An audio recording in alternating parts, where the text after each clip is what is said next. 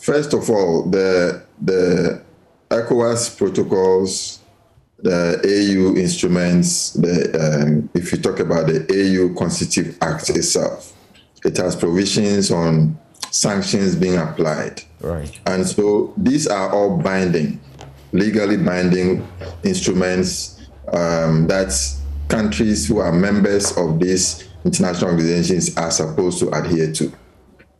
Unfortunately, though, when we thought that the AU and ECOWAS would have attained a status where more respect will be given to its provisions, especially in this time and age where we're talking about democracy, in this time and age where the notion of non-indifference, for example, is the rule, or is supposed to be the rule in the AU.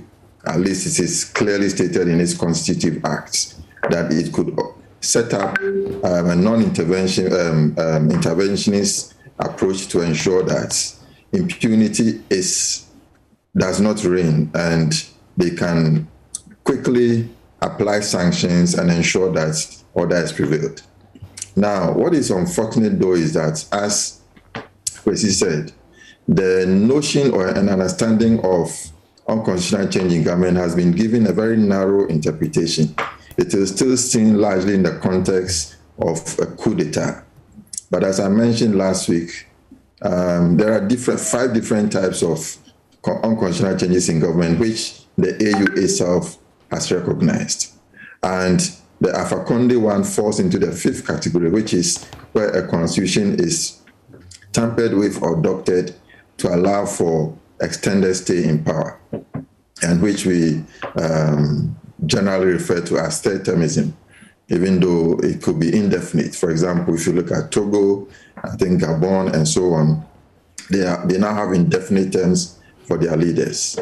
So, which brings into question, if you go back to the Lome Declaration on Unconstitutional Changes in Governments, it spells out what should be done if an unconstitutional change in government takes place.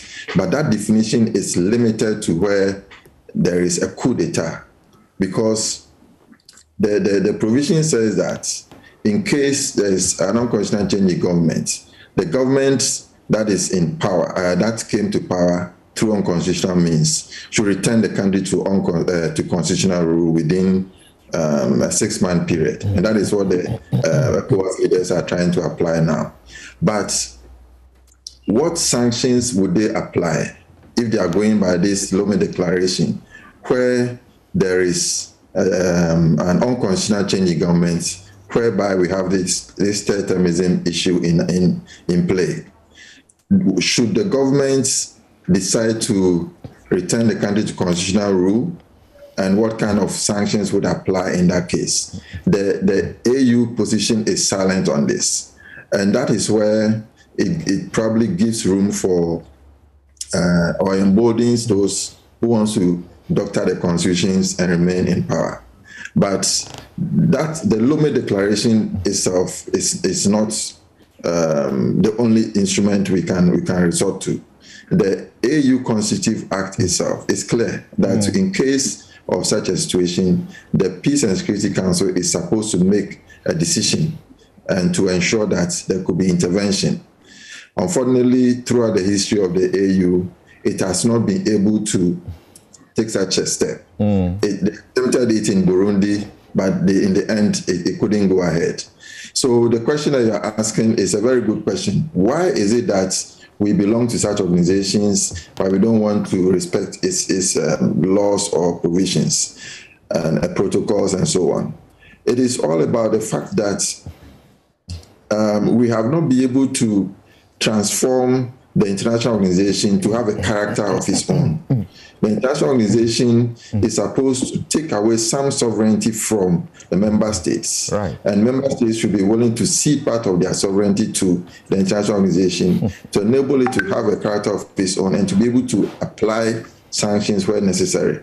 And states are supposed to obey. With ECOWAS in particular, it is transforming itself, or it has reached a stage where it has become a supranational body, so that any decision that it makes, you don't have to say, I'm going back to my country to see if my country will be willing to apply the law or not. It takes effect immediately. And so we have reached a stage where these international organizations in Africa have moved a notch higher, but everything remains more or less on paper. So it becomes critical that we don't leave the running of these international organizations to our political leaders only.